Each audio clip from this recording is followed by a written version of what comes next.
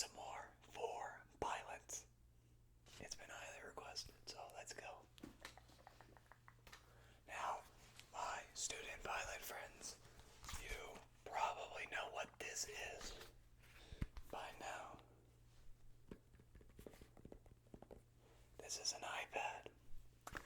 Yes, that's right, you can't use this yet. Or at least I hope that your flight instructor prohibits the use of the iPad. But let's get into them. So first, I have this Piper Archer with the G1000 avionics PIM, or Pilot Information Manual, or Pilot Operating Handbook. And the reason why I said I hope people don't have the iPad yet, if you're a student pilot, is that it is really good to learn the old way of doing things compared to the new way. Because you never know, the iPad might fail. But this book has everything you need to safely operate your aircraft, including your landing distance charts and also some handling and maintenance things. So here we have the fuel system.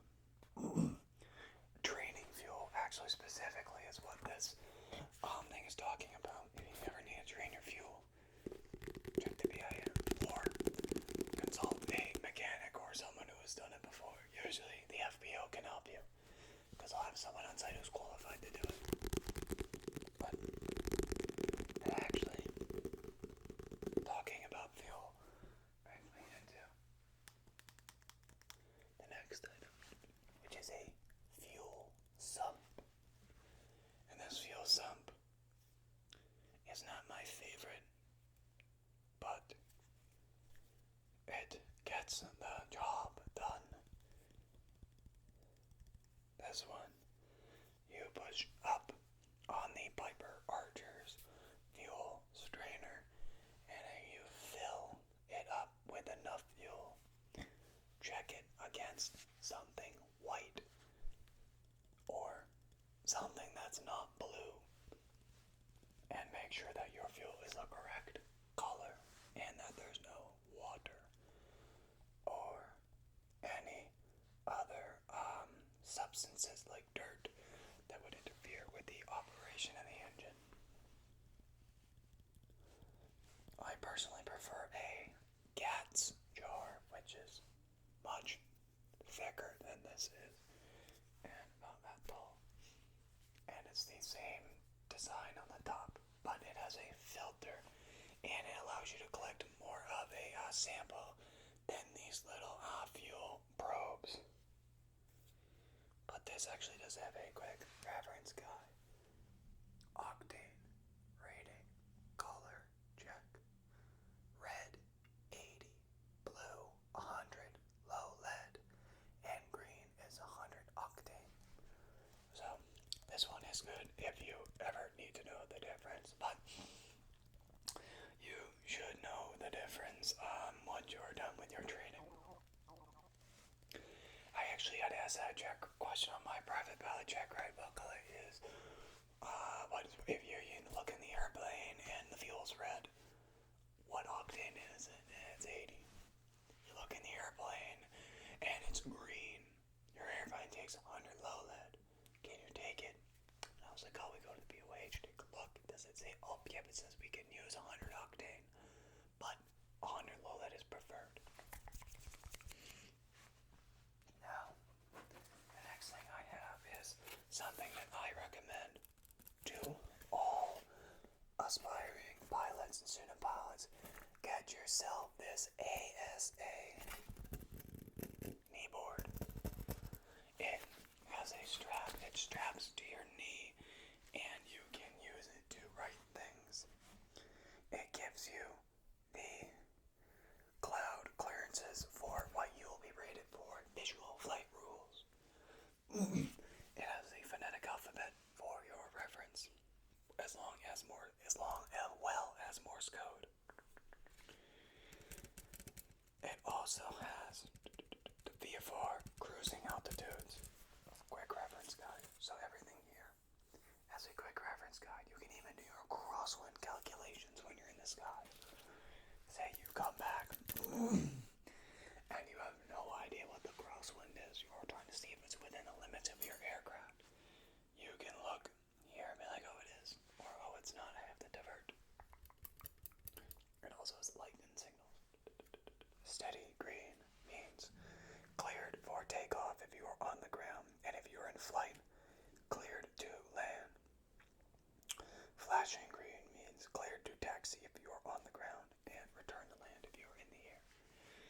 it provides really good guide for people who are new or still learning or who have a long way to go. Next is every pilot, no matter how many hours, should have one of these by now. This is your logbook. And this basically is all of your aeronautical experience, all of your logged flights.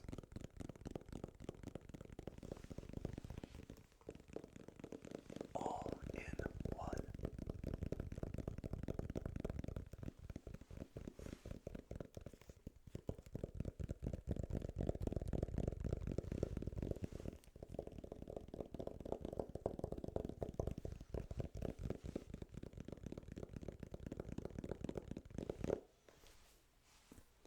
I got the Jeppesen one personally, but I know other people who have much bigger logbooks than I do, and they have much bigger logbooks than I do, but they're like the professional ones.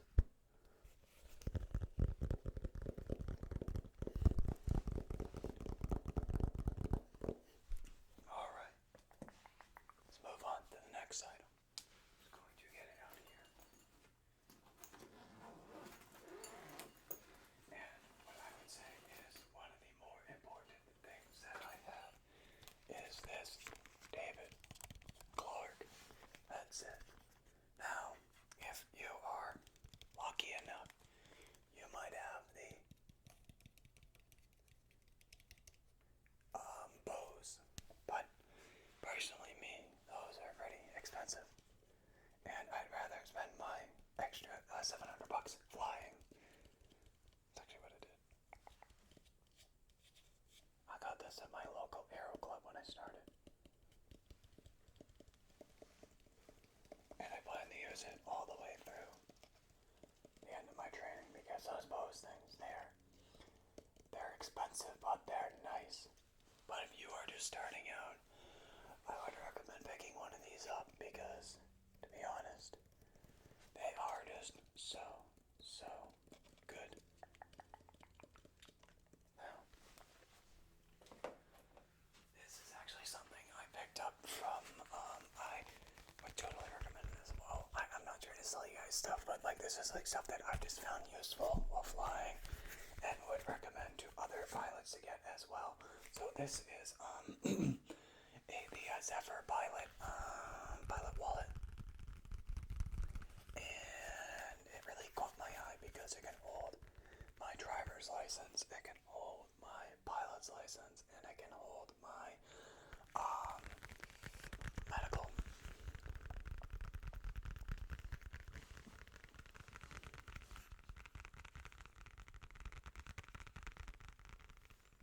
All in one place. So when I am going to go on a flight, I put only this stuff in here, and then a credit card and my regular card, a couple of cards in there, and if I need to, cash, and I just put it in the airplane with me.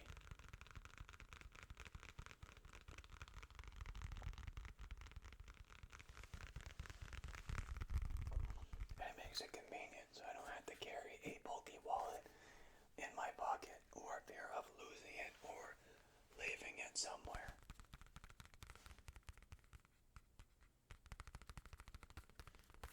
Alright. Now, there's some other things in here that I just don't use anymore. And one of them is my little scratch pad. Now this is good when I was doing private training. And I would have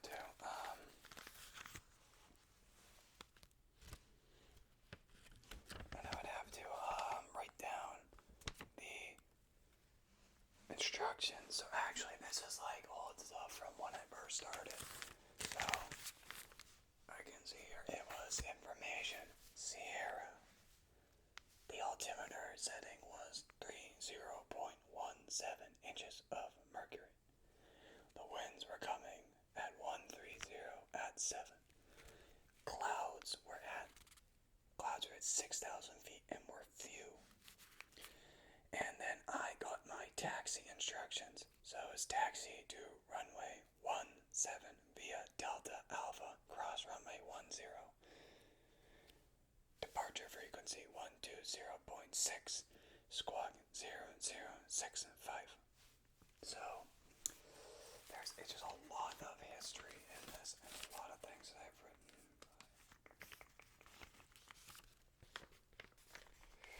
There's another one. Runway 35 is in use. Information, Mike. The winds were coming from 320, but I didn't write what they were. I was cleared to taxi runway 35 via Delta and Alpha. The conditions were clear and the altimeter is 3034. So, now let's get back to the iPad. Do one last dose of ASMR triggers. I'm gonna pick a region, a random region in the world, by the way, just so you guys don't stalk me. But I'm gonna pick a random region on this map here and just show you a little bit of a mini lesson on VFR flying. So here we have our VFR chart right there. That is a towered airport, and you can tell it's a towered airport because it's blue. The purple ones are non-towered, and that's pilot controlled, which means that the pilots talk on the radio and they're responsible for safety during takeoff and landing. We also have the airspace. Purple, magenta, solid line is Class Charlie airspace, and that goes right here in the inner ring, goes service to 4,200 feet, and then the outer ring goes from 1,400 feet to 4,200 feet. And then there we have an abandoned airport.